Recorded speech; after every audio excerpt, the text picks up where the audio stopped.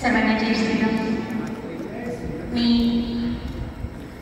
शुभांगी राऊत आपल्या सर्वांना परिचितच आहे, पण मी आज उभी राहिली ती म्हणजे माझ्या वडिलांसाठी. कारण मी माझ्या वडिलांना या शिबिरासाठी बोलावलं मुंबईहून. ते आले कारण त्यांचाही विश्वास बसत नव्हता. मी सांगते त्याच्यावर मी बसू शकेल की नाही, मी कधीच एवढा वेळ कुठंच बसलेलो नाही आहे आणि मला नाही बसत नाही. म्हटलं पप्पा आपण बघूया, जाऊया.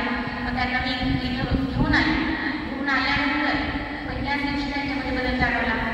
त्यानंतर हळूहळू या 7 ते 8 दिवसांमध्ये त्यांच्यामध्ये खूपसा बदल मला जाणवलेला आहे. त्यांची शुगर जी म्हणजे अनपेक्षित होती जवळपास 139-140 पर्यंत, पण त्यांना खूप शुगर आहे.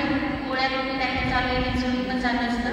पण या ठिकाणी त्यांची शुगर कालच्या 80 या लेवलमध्ये आलेली आहे. इतका प्रतिमाचा बदल त्यांच्यामध्ये झाले आणि त्यांची इच्छा आहे की हे सगळं मला इथे मांडायचं, पण मी मांडू शकत नाही. काही तू सांग असं त्यांनी मला म्हटलं आणि मी या ठिकाणी त्यांच्यासाठी मी उभी राहिलेली आहे.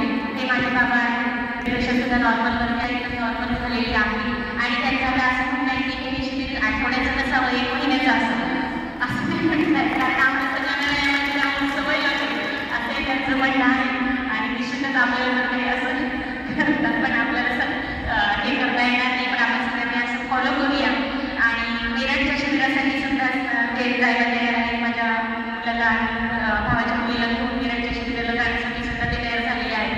तसंच पुण्याच्या शिबिरासाठी सुद्धा त्यांनी तयारी त्यांची दाखवलेली आहे आणि इथून पुढं आहारामध्ये निश्चितच ते बदल करणारच आहे आणि आपण सर्वजण सुद्धा करणार. धन्यवाद.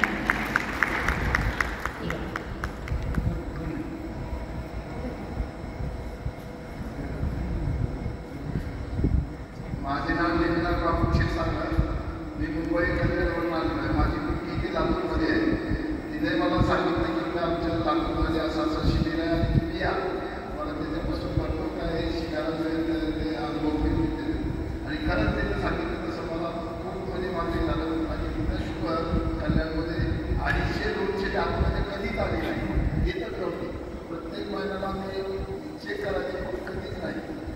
आता इथं आलं तर पहिल्या दिवशी 10 तारखेला माझी शुगर 1 किलो आली आणि कालच्याला माझी माईकवर शुगर आली. त्यामुळं मी उपायशास्त्रीचं आणि त्यांच्या पूर्ण टीमचं मी ऋणी आहे त्याचा.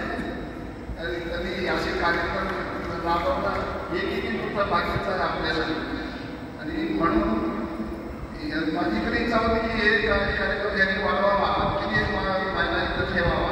हे माझं त्यांना सजेशन आहे. काय म्हणजे कशी हे जे आता आपण दररोज ॲक्टिव्हिटी करतो या ॲक्टिव्हिटी आपल्याला जसं व्यसन माणसाला लागते तसं हे व्यसन करत माणसाला आणि कमी करायलाच पाहिजे. हे आम्हाला केलंच पाहिजे असं प्रत्येकाला वाटेल. म्हणून माझं म्हणणं आहे की कमीत कमी तरी याची 1 महिना असावा. त्याचं व्यसन करलं पाहिजे. हे ॲक्टिव्हिटी आणि हे आपण जे करतोय हे कुठलीला जाणलं पाहिजे तर आपल्याला फायदा होणार नाही. तर हे 100% जरी आपण काय होतं तरी 50% नाही होतं, 25% जरी आपण दररोजच्या व्यवहारात वापर केलं तरी आपल्या शरीराला याचा भरपूर काय फायदा होऊ शकतो.